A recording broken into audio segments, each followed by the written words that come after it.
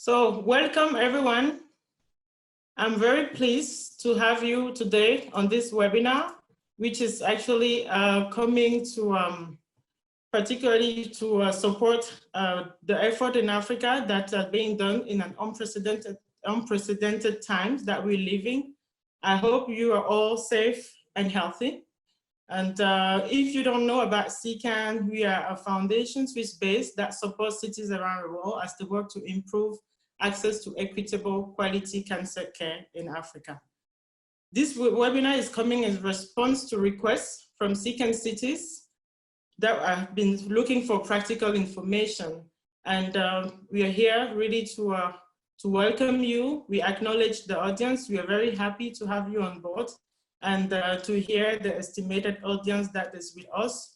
Just so as to set the scene in terms of the situation of COVID on the continent, as per the WHO's number, we have 52 countries that are affected, 33,085 cumulative cases, and out of those cases we have to date, unfortunately, 1,465 reported deaths. And the good news is that they are cases, they are recovery cases, so 10,004 as per the numbers yesterday, 28th of April. Our African economy is striving to limit the widespread infection of the virus, and at the same time, they have to protect resources for response to the current health crisis. So it seems, and it's being reported that the preparedness and response for the current crisis has been helped by the fact that the continent is used to epidemics. There were previous epidemics that have provided solid foundation for many of our countries in Africa to tackle the spread of the virus. This webinar is a contribution to the global call to action, and we want to share how countries in Africa are charting their own way, their own path in responding to the COVID-19 epidemics. As we don't know, there is no one size fits all, and countries across the globe are still struggling and striving to find the best solutions for themselves. Today, I'm really grateful for the panelists for their time, and also grateful to colleagues who have helped me in making this virtual meeting happen. And we will be hearing from our panelists on the initial results of measures taken so far, and also discuss emerging opportunities that are helping to turn around the future of cancer care in Africa.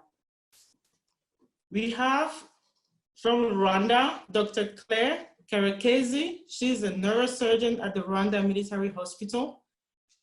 Claire is also the first and only female neurosurgeon in her country, Rwanda. She has a special interest in brain tumor surgery, neuro-oncology practice, and is part of our CCAN Kigali Surgery Oncology Project team. Kigali is joining us from Kigali. Ikaze, Claire. We also have from Ghana, Dr. Kathryn Spangenberg, who is a family physician and head of the family medicine directorate at the Komfo Hospital in Kumasi, Ghana. Kathryn is also the coordinator of an ongoing CCAN Kumasi palliative and supportive care project. Akwaba, Kathryn. Thank you. We have Dr. Githinji Gitahi, who is Group CEO of AMREF Health Africa, an African-led international organization aiming at increasing sustainable health access to communities in Africa through solutions in human resources for health services delivery and investment in health. Githinji is joining us from Nairobi, and we're very pleased to have him. He will not be able to stay for the entire time of the webinar, but we're really grateful that he were able to make the time to be here with us. Karibu, Githinji. Asante, thank you. So we will plan to have Frank Loeffler, who is Roche Country Managing Director for East Africa. Frank hasn't been able to join the webinar due to some technical issues, but we hope he will be able to join us later as soon as the situation is clear. Frank oversees the Roche business in 10 countries of East Africa, starting with Sudan in the north, and reaching Tanzania in the south. So let's see if Frank is able to join us. If not, we will be sharing material from him at the end of the meeting on our platform. A little bit of housekeeping here. The virtual webinar that we have today is being recorded. As you have heard, every speaker is joining from a different location. So we might have some technical issues, and if we are not able to keep the videos, some of our panelists might be going back to audio instead of video. So bear with us. Remember to use the Q&A button to post your question, to ask your question, and we will have a round of questions after our panelists will have given their 7-minute presentation, some with visual and other will just run us through their contribution. And we want to give enough time for questions at the end of the session. Without further ado, I'm going to give the floor to Claire. Claire, you're a specialist in surgical oncology.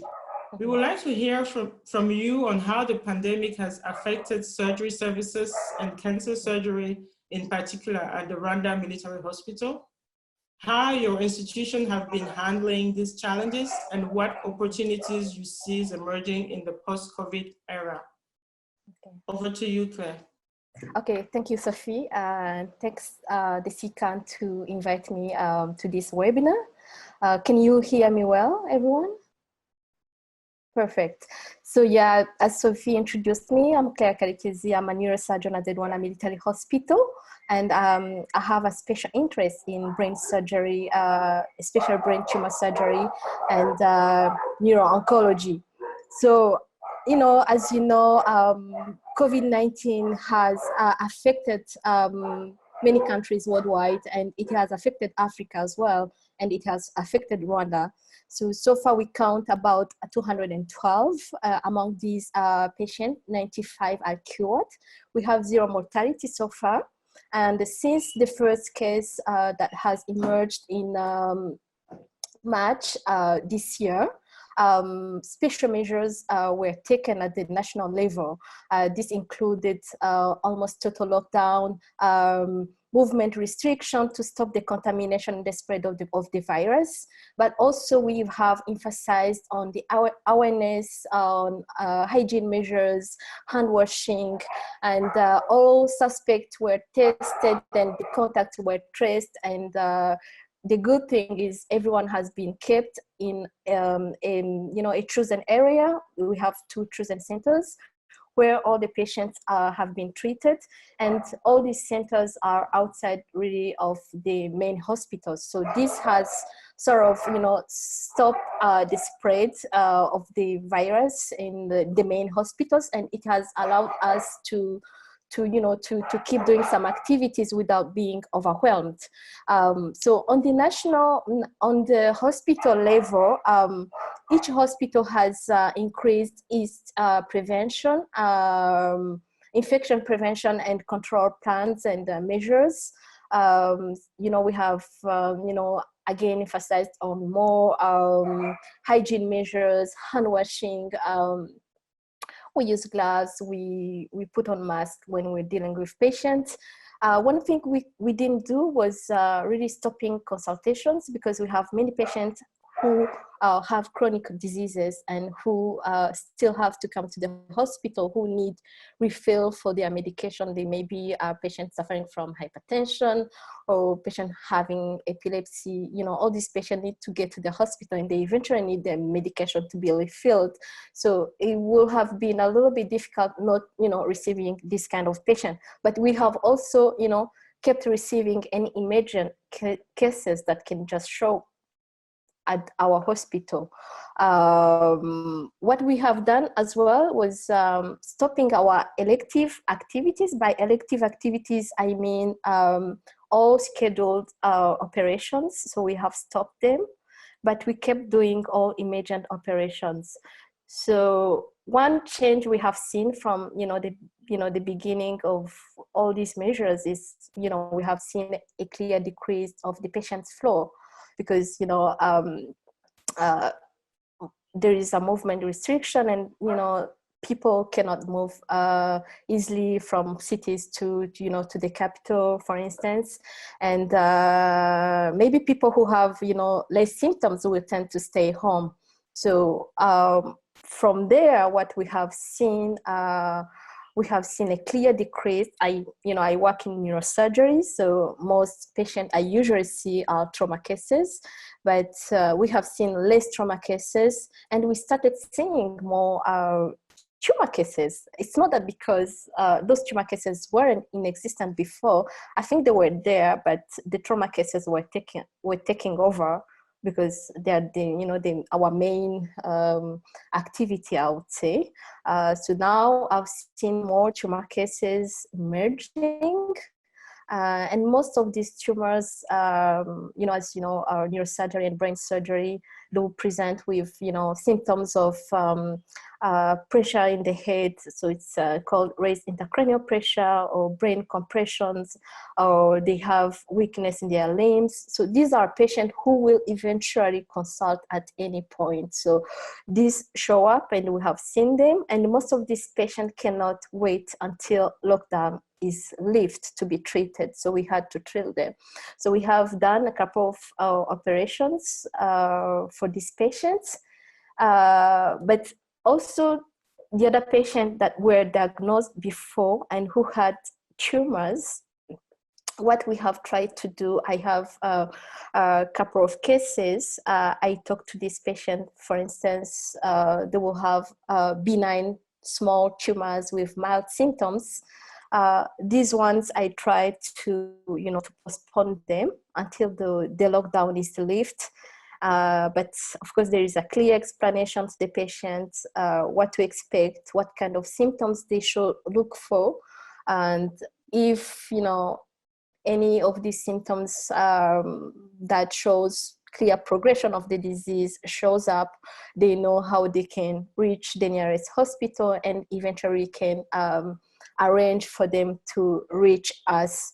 So yeah, my worry is a little bit more about all those patients maybe who have mild or less symptoms, but still have some diseases that are going on, because we are not really doing any diagnosis for all those mildly asymptomatic or less symptomatic patient. Maybe this might come more after the COVID has passed. We may see more of them.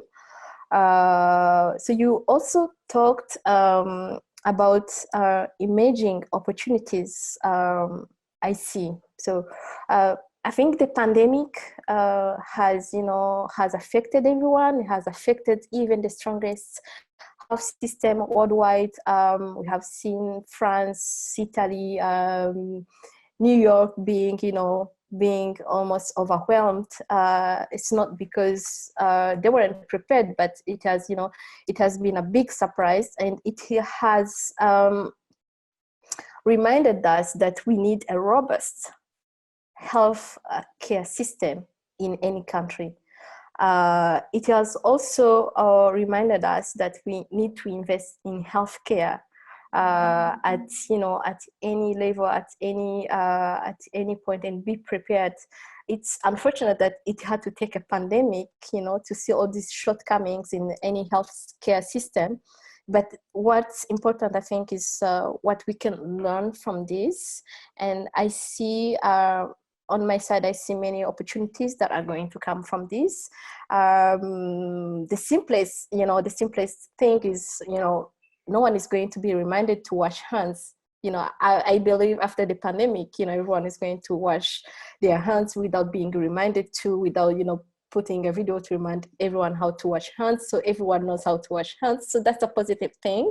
Another thing is, the role of, technology, the role of healthcare innovation. I see digital health. I see digital education. I've attended, multiple webinars for free without traveling for conferences, without paying any money for, flight tickets, hotels. So anyone from anywhere was able to share knowledge, all over the world in just a short time of period. So that's a positive thing about, webinars coming, all the knowledge coming. Maybe we'll be traveling less for conferences. I don't know. The other thing that emerged from this is really the role of healthcare professionals. And I think after COVID, they will need to be, to be supported. They will need to be, taken care of. And we have seen that they have played a big role in any country. And also I've seen the necessity to invest in other subspecialties like critical care medicine, emergency medicine, anesthesiology. These have played a key role in the pandemic, and yet no one knew about ICU. Really, I'm a neurosurgeon. I know about ICU, of course, because most surgical services depend on ICU beds, ventilators. So I see this as a good way of improving our surgical services as well. So it's a positive thing if we have more ICU beds, if we have more ventilators, if we have more critical care doctors. So it's something that is going to strengthen our healthcare systems anyway. I see also the surge of nationalism, that pride of having our own pharmaceuticals, own medical supplies, own equipments. During this lockdown period, no one was able to travel anywhere, so we had to come up with some homemade solutions. In Rwanda, some biomedical engineers have started doing making ventilators. So all these ideas, I see them bringing new innovations, new things in our healthcare systems. Thank you.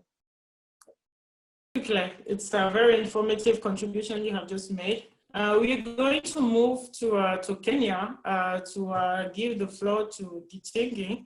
Githinji will be leaving us, as you just know, but it's very important for us to have his presentation on what is the situation of the crisis at the moment, the response from the continent, at the continental level, and also the opportunities that we're seeing, what real opportunity we really see with regard to enabling technology, innovation for patient care beyond the current crisis. So Githinji, thank you very much for your presentation in advance.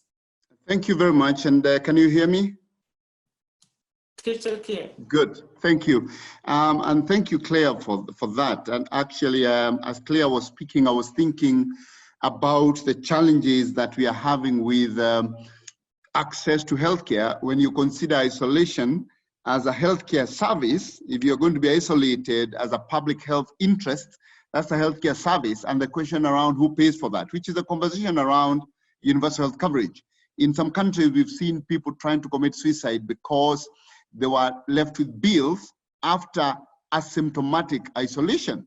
And the key question around who picks these bills. And I think that's a really, really important conversation. And I know I'll leave earlier, but Claire, if you could at some point answer that question about who is taking the bills in Rwanda for those people who are admitted to the isolation centers and they are asymptomatic. Is it RSSB or are they being charged? But I would like to go ahead with my conversation, but that's something I would like to put on your table because it's affecting many countries. So, and I'll talk about that as I go. But I want to just very quickly, I don't have a lot of time, talk about the situation in Africa, the impact and the response that we are seeing. I don't have to go through this because Sophie has already summarized the numbers, so I will leave that out.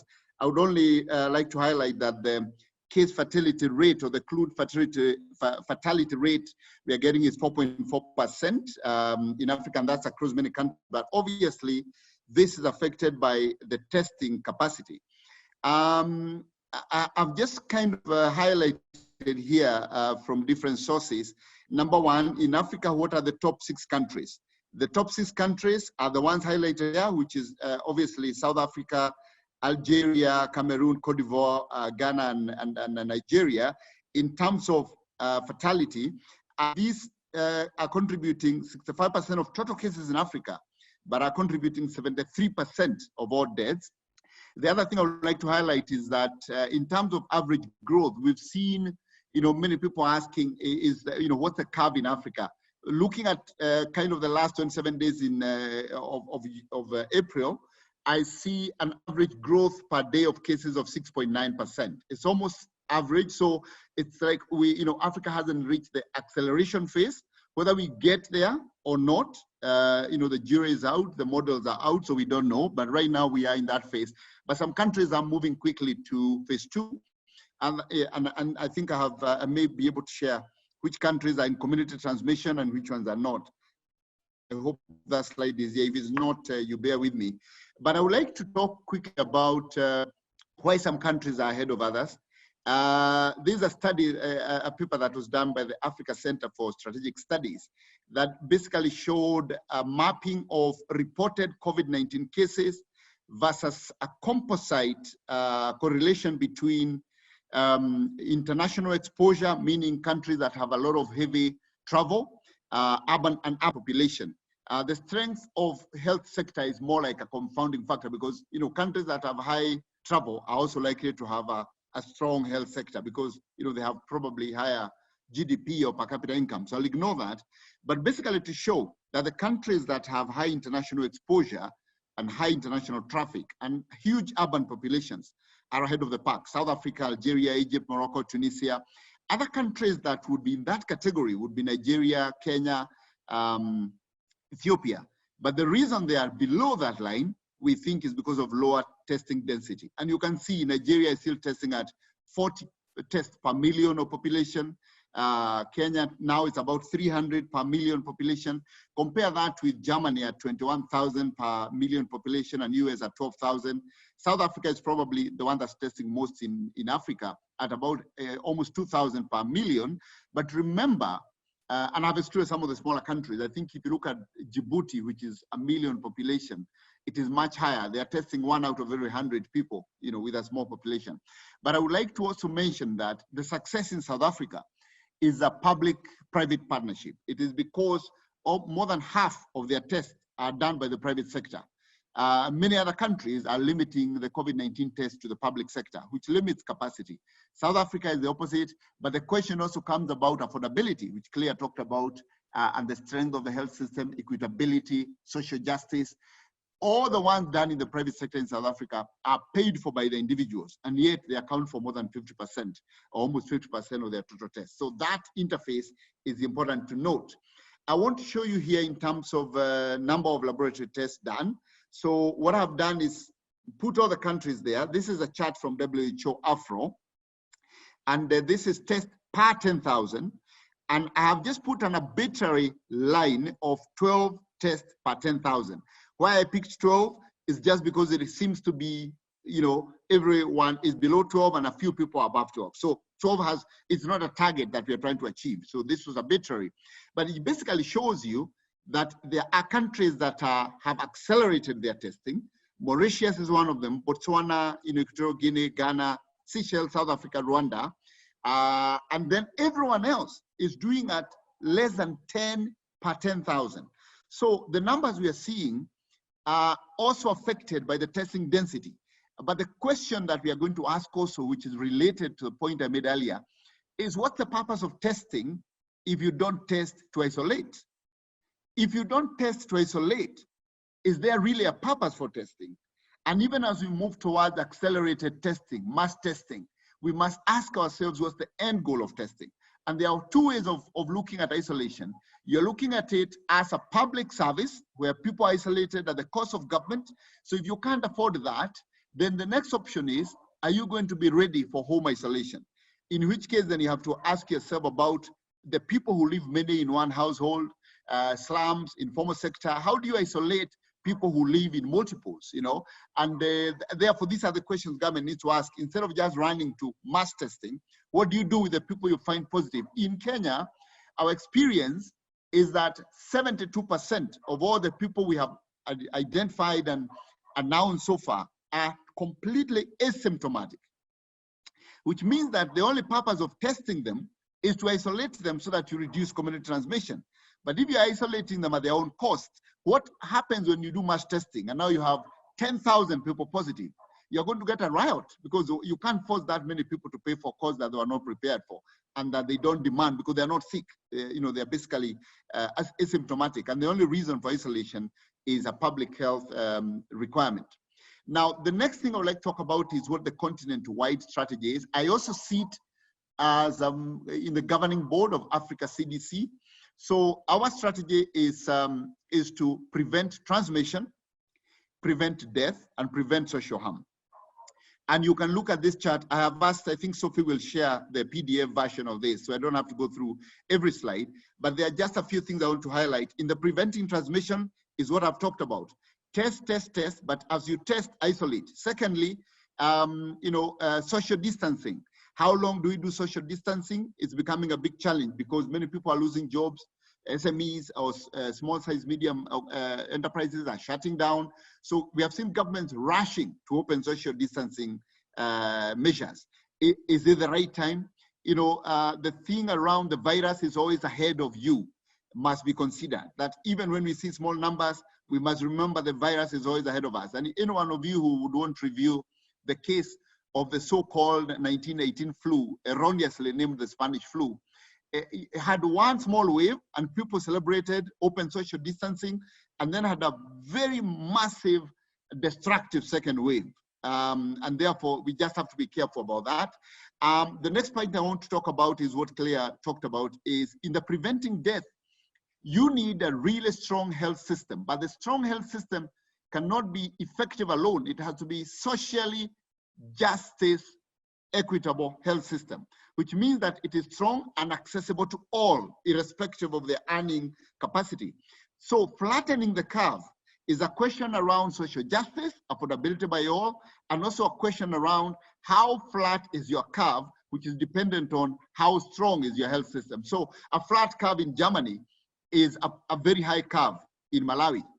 It's a very steep curve in Kenya. So we have to think about a flat curve as not a one-size-fits-all, and that's why I highlighted that there. And I drew this, as I was thinking about these things, I drew this chart, which if you look at on the y-axis there, where we have SSA, South Africa and North Africa. I have removed those from sub-Saharan Africa because the health systems are very different. You compare that to UK, South Korea, and USA. And you just look at 3 areas of critical care, which Claire was talking about. Doctors and nurses ratio, which would be general. Generally, you need health workers across board. ICU beds available, ventilators, not because we need many ICU beds or ventilators, but just to show you the capacity level.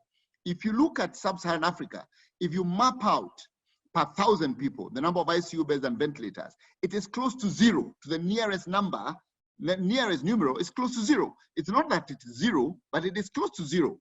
When you look at doctors, nurses out of 1,000 are about 1. And then you can look at all the way to USA, 11 out of 1,000, 29 ICU beds out of 1,000. So this basically shows you the strength of the health system. So if you are to map out what a flat curve looks like in each of these countries, you will see that the curve in SSA needs to be so much flatter than the curve in USA. So this is the point I'm trying to make. And if you look at the health systems in Africa, which affects cancer care and everything that we do, all this health system building blocks are optimally invested. The second thing is, the second point, if you review the Africa scorecard, health financing scorecard, we have low per capita expenditure across board. Only 14 countries out of 54 countries have a per capita expenditure above $100. Yet, if you look at USA, they're spending $10,000 per capita. If you look at most of the countries in Europe, they're spending more than $4,000 per capita. So generally, we are saying more than 70% of our countries and $100 per capita. And that's a combination of both public and private expenditure. And the UHC index, affordability, accessibility, and social justice, is very low across Africa. So this kind of just reflecting on the challenges that we have, not only for COVID, but also in taking care of all the other health needs that we need to take care of. So what is the solution? We've seen South Africa do a lockdown. We've seen Rwanda do a lockdown. We've seen other countries do lockdown. We've seen others do partial lockdown. Have we seen any evidence that the lockdown works? Yes, it does. You know, I just kind of put these two charts together. If any of you who want to see the lower chart, you visit Apple. They have actually a mobility chart that they've started to develop. And you see South Africa on 27th, when they put their lockdown, mobility dropped by 75% walking and 79% driving. And at the same point, if you look at that chart up there, which is the progression of cases, I have made it algorithmic so that you can see the smoother curve. You can see the inflection of that curve. So lockdown works. But the question is, which countries can afford to do lockdown? And how long can you afford a lockdown experiment, especially in countries that are highly informal? Rwanda is very impressive. They have a different social structure. They have a different political structure. They have full control of the community, and therefore they have a way of doing this. In many of the other sub-Saharan African countries, a lockdown is being feared that it could result in civil unrest. You've seen Ghana now trying to release their partial lockdown because of fears, not because of success, but because of fears of what happens post that. This slide just shows you what the current economic impact is. If you just look at these three statistics, COVID-19 cases, stock market effect, currency exchange, Kenya, and I think these are previous dates that you see, by the time Kenya was at 300 cases, already the stock exchange had dropped 17% all share index. Nigeria had dropped by almost 23%. South Africa dropped by 17% on the Joburg Stock Exchange and 26% in Egypt. So all stock exchange markets by this date, when this data was collected by Dalberg, had dropped. Look at currency exchange. You know, the dollar at the same time in January, the dollar was at about 100 shillings for Kenyans. It's now 107. Nigeria moved from 362 naira to 390 by April 23rd. South Africa, the rand, has again collapsed from 14 to 19, and you're looking at Egypt from 15. Egypt, the currency exchange has not been too much affected, but you can see already, we know there's a huge impact. World Bank is projecting that the GDP for Africa will drop by almost 1.6%, where from a projected growth of 3%. So it's going to be a difficult time. So what are our choices? Our choices are difficult. On one side, do nothing. What's the cost to human life? You just wait for herd immunity, as we call it, HERD.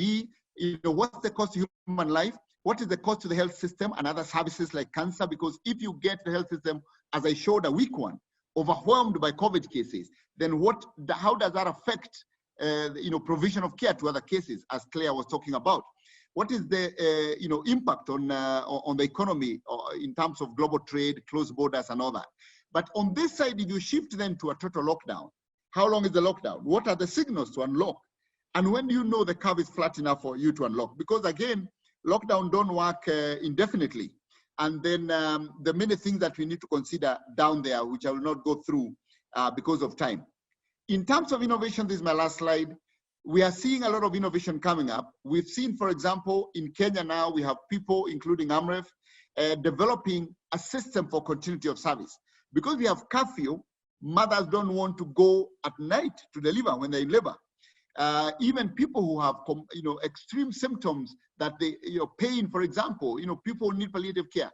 How do you get out of your house and take a vehicle or a taxi to the hospital when you know there is curfew? The police don't understand pain. They might think you're actually using pain to justify your movement against the curfew. So they have developed what we are calling wheels of life, where you have a toll-free number, you call the number, and there is organized transport, which is already accredited by the security agencies to take you to hospital. That's one innovation we are seeing. Drones for sample transport. The labs are not ubiquitous everywhere. And therefore, when you have cases and you need to test quickly, reduce anxiety by delivering the results, we are trying to reduce time for results, you must deliver the samples to a lab very quickly. So we are seeing Rwanda using drones for communication, but we are also seeing them being used for transport of samples, including in Rwanda as well. The other thing is training of communities. And because you can't aggregate community health workers to train them in one place, using mobile-based training of community health workers, AMREF,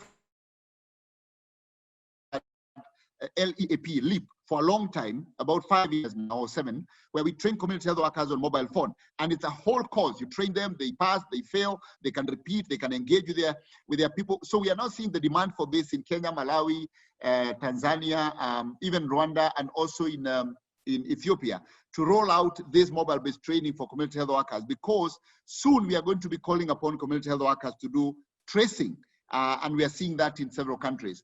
Then the other thing is obviously community leadership and ownership of hand washing. And then we have seen 3D printing of PPEs, you know, face shields being 3D printed, some of the spare parts for ventilators being 3D printed in the country. So I would like to stop there. And this presentation will be provided to each of you on PDF. And you can always reach us. You can reach me on Twitter at Daktari1, or you can reach us on email. And you can also visit our AMREF coronavirus COVID information page. And thank you very much for giving me the opportunity to be here with you. Thank you. Thank you so much, Githinji. The insight is really great. You're also raising so many questions. We hope we will be able to have Claire, Kathryn, and Frank address this. Before we know we will be leaving, so we already said thank you and goodbye. So you leave anytime you're ready. Before we move to the next panelist, we want to test Frank Loeffler from Roche, who was having some technical challenges. Frank, are you with us? Yes, thank you. I am with you, can hear you well, and I also hope that you can hear me. Okay, perfect. We can come, before we come back to you, I know you will be particularly interested in the digital health and all the innovation to continue what Githinji just presented. We are going to ask Kathryn on how you're managing, you know, provision of palliative care in the context of COVID-19. What are the current opportunities that have been created around? Of course, you will mention all these challenges. We want to hear from you, and please take the floor. Thank you, Sophie. Thank you very much for this opportunity. Can you hear me well? Yes, thank you. Okay. So as you said, Sophie, I'm in Kumasi, which is the second largest city in Ghana. We have population of 2 million. But our catchment area is about 10 million people. And our situation of this pandemic, which we are in about the seventh week presently, we have recorded 1,550 positive test cases, people who are seriously ill. And mainly these people who are very ill and the ones who have died there, they are in people who have had comorbidities, so people who have had previous illnesses. So that is why it's so important that CCAM and we are all addressing to protect the vulnerable. And part of that is protecting the cancer patients. So how has this affected palliative care services in Kumasi? So the palliative care services and teaching hospital is based in the Department of Family Medicine. We care mostly of patients in OPD and home-based care, but also referrals on the wards throughout the hospital under different specialties. So the strategies that have been used to minimize contagion during this pandemic first have been to substitute OPD consultation and the home visits largely by telephone consultation. So OPD and home visits have been substituted by telephone consultation. This has been going on quite smoothly because we already had the system there. We are in contact with the patients right from day one. So that has been going smoothly. The telecommunications, the prescriptions, refills, that has all been going smoothly. It's only with the controlled drugs that they have to actually come to the hospital. Secondly, all referrals from colleague specialists have been coming through telephonically rather than bringing their papers and looking for a physical place. So everything has been coming through the telephone. That is our second strategy. Third strategy has been spacing our teamwork. So instead of the team going as a team to the ward, it is one person, one member going to the ward, assessing the patient and instituting the initial treatment. And that has also been working well. Communication between the team is largely digital. So it's either WhatsApp or email or by phone. We don't meet physically that much anymore. Our dressing has changed. We are all now wearing protective gear, and we are all with our masks, gloves, etc. And that is not only health workers, but also visitors and patients also. The meetings with families has been reduced.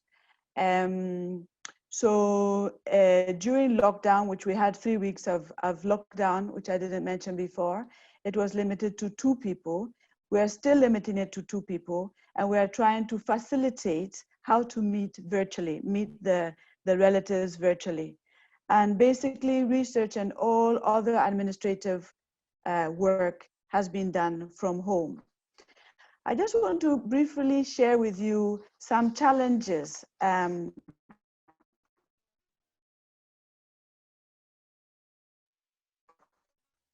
that we have been having. We know that we have to between us, also with the patients, but that has been very challenging on our wards. We don't have 2 meters even between the patients. So having 2 meter distance between patients, between us and the patients has been difficult to comply. We really have to work on that. A second challenge has been how to limit touching, especially at end of life. So at end of life, we've allowed relatives to touch their loved ones, but always insisted in that they should be washing their hands. Luckily now, there's running water and buckets and soap everywhere. So we've managed with that, but it's been a challenge. And thirdly, how to keep privacy, private conversations in a busy ward especially. In the past, we would have maybe be able to borrow an office of one of the matrons, but in this era, you can't borrow space like that. They won't even offer it to you. So these private conversations, you really have to think out of the box how to have them. Sometimes when it's in the OPD space, which are relatively empty, we've been able to manage. And if we are lucky on an emptier ward, that has been okay. So what opportunities do we think we have learned from this pandemic so far? As some of my colleagues have said, telephone consultations. For us, the telephone consultation between the referring physician and us, and having the direct referral by WhatsApp, we send it directly to our phone. The picture of the referral has been very good, and we wish we could project that into the future. Like Dr. Claire mentioned, reinforcing the hygiene. It has been, everybody's washing their hands everywhere, and we think it should be the new normal. We should be doing this all the time, and we shouldn't be taking our buckets and our soaps away again. And then finally, the teleconferencing. We should keep it up for OPD cases, for home care. We should actually keep doing this and put it into our normal work. So for now, I hope that's my 7 minutes. Thank you, Sophie. Thank you so much, Kathryn, for your contribution. I'm happy to see that you're handling the situation smoothly. Frank, this is actually moving us to you. We have had questions coming in terms of digital technology. Question from audience asking how it's allowing to improve cancer care. We're also having question on pharmaceutical innovation, how they help ensure patient care in oncology being attended during the pandemic. So those two questions, and eventually, if you still have time, to address also the challenges mitigating, how to mitigate the challenges to the supply chain in this time. Thank you, Frank. Mm-hmm. Thank you so much, Sophie, and yeah, dear panelists and audience to this webinar. I apologize again for the issues to connect, and I hope that we can make now good use of the time.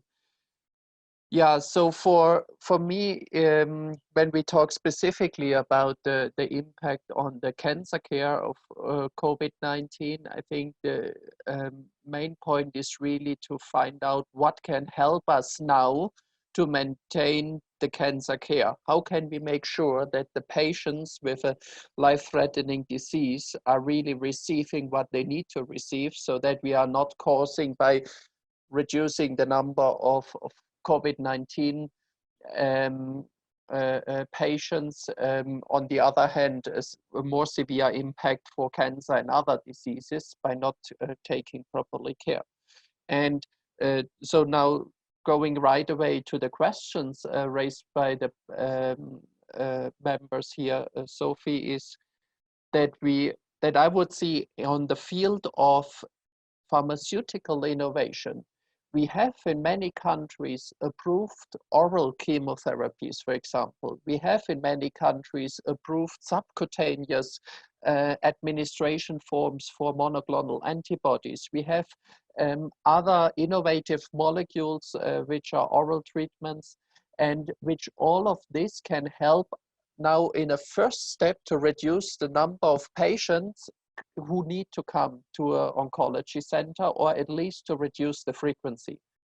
And then if we think about having a combination of these oral treatments or home-based subcutaneous treatments with online counseling for patients, it will help us a lot to reduce the number of people who have to go to the cancer centers. Beyond this, I also believe that we can look further into the area of reducing the exposure of healthcare workers on how they come together. So there is platforms for virtual tumor boards, for example, which are also used here in Kenya, and also with hospitals from Uganda and Rwanda, together with the International Cancer Institute from Eldoret, and other platforms which are available. So I think also there we can make more use of it. And in the area then of public-private partnerships, I think also we have to look very pragmatically. So I heard from my colleagues in Latin America, for example, that Uber and other taxi companies, which have now not too much to work, they are offering to transport cancer patients to the center, so that they do not need to go for public transportation anymore. I know, for example, in the north of the continent, in Algeria, that hotel chains are offering their hotel rooms for healthcare workers to reduce their exposure with the family or in the areas where they are living, so that they are in a more secure environment. And I think also now, to the point raised by Kathryn, for example, for palliative care, but also for infusion centers, as far as we need them, we should, for example, also look there. Can we not collaborate with hotels, for example, which are empty at the moment, that we can use those rooms just to get it away from the congested areas in the cancer centers. And then to your last question, Sophie, on the supply chain. I can say from our side as well, in cooperation with other multinationals, we are really doing our best to keep the supply chain running. We even use charter flights only to transport pharmaceutical and diagnostic equipment for those routes where there is no commercial flights available anymore. And so far, I must say, for our area of responsibility in Eastern Africa, we could fulfill all the needs from a logistical purpose. And we are in close contact with the airlines and other operators to make sure that also this logistic is running. But for sure, as Dr. Githinji mentioned, also the use of drones and other facilities, we can see it as an opportunity in this pandemic situation to really accelerate the use of it instead of relying on the historical means of transportation. So that's what I would like to share, but also to give some time back now to you and all the people on the call to ask us more questions. Thank you so much, Frank. It's it's reassuring to see all the efforts across and all the collaborations to tackle this issue. We have some incoming question. One about how ongoing cancer patients are supported to continue to receive the ongoing treatment, cancer care treatment during lockdown. I think that was touched upon already, but Claire, maybe you would like to address that. There's also another question on whether there are special protocols that have been adapted regarding the treatment in the daycare for chemo. It's also something Frank mentioned briefly. So I don't know who is taking that question, but Claire, in terms of the support that you're giving at the Rwanda Military Hospital, could you tell us something about that? Thank you, Sophie. Yeah, thanks for the question. I think for incoming cancer patients, what we did was to first assess whether treatment plans can be initiated or can be delayed. So this depends on many things, and of course we need to put priorities depending on the case and on the cancer we are suspecting or we are dealing with. For instance, all those cancer cases, they might be just cases who just come for regular follow-up, regular consultations, and those can be already operated and they are stable. So it's just a way of putting a balance on the benefit risk. Does the patient really needs to come for this consultation, just received his treatment, he has been operated on, it's just a regular follow-up. This can be done via phone, via telemedicine, and patients need to be informed on what to look for because they are at risk of relapse, they are at risk of recurrences. Other cases might be, like newly diagnosed cancer cases. What do we do of those? Because at the end of the day, they need treatment. So do you treat them during the pandemic? And I think this depends on the priority you're putting on the cases. So there are high-risk cases, newly diagnosed cases with symptoms, I think they need to be addressed, because otherwise if you wait 1 month, 2 months, then the tumor or the cancer has, will progress, of course, and then you will have less option for the treatment. So there is a need to put priority and to balance. Does this patient, how do I categorize this patient? Is it a high risk case? Is it, a medium risk case? In that case, I can postpone maybe the treatment, or is it a low risk case? And then I can, review the patient maybe in 3 months. So it's, it's a balance benefit risk, and this has to be done by, by the entire team. In my case, I have, I've had newly diagnosed cases.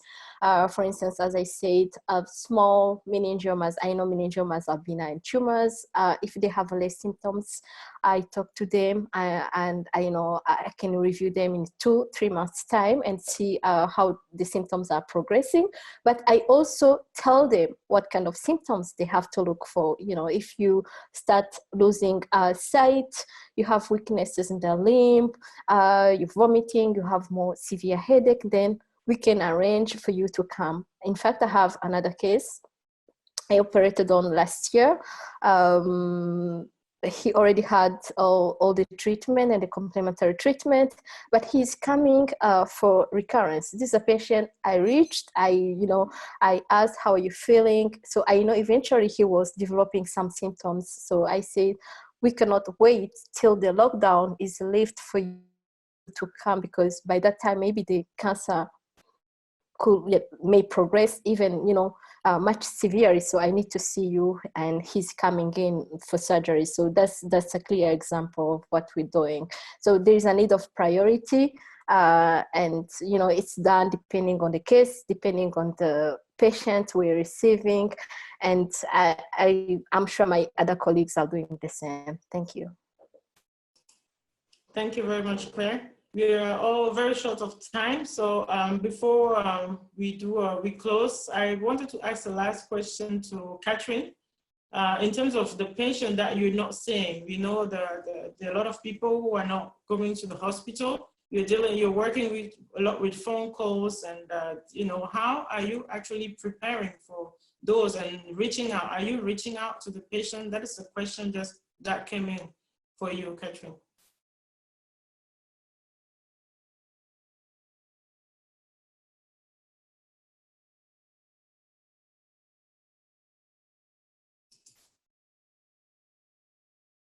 Kathryn, are you around? Are you here? Can you hear us?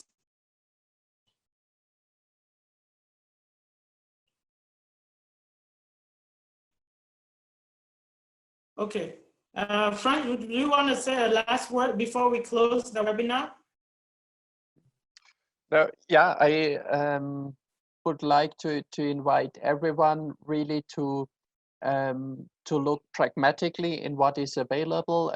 Also on the digital side, we have digital lab results, we have digital imaging, etc. So let's make use of these technologies, and let's see this crisis as an opportunity really to accelerate the things we need, and do not hesitate to also contact players like Roche in terms of then discussing on the specific case, on your country, on your situation, how can we together in a consortium help the patients and help to make these life-saving treatments available. I think this is now very important, that we are in close contact, that we talk with each other, and that we do not wait to find the magic bullet which will help everywhere at the same time, but that we also work together on a local basis to find the right solution for the local situation. So I think this is very important, and you can be assured that all of my colleagues and my teams are available to make this happen. So please also make use of reaching out to us and the other players to develop together the right way forward. Thank you, Frank. Thank you to everyone, to the panelists, Claire, Kathryn, and Githinji for joining. So the recording will be made available very soon, and also the presentation that was made by Dr. Githinji. Thank you, everyone, and goodbye. Stay safe.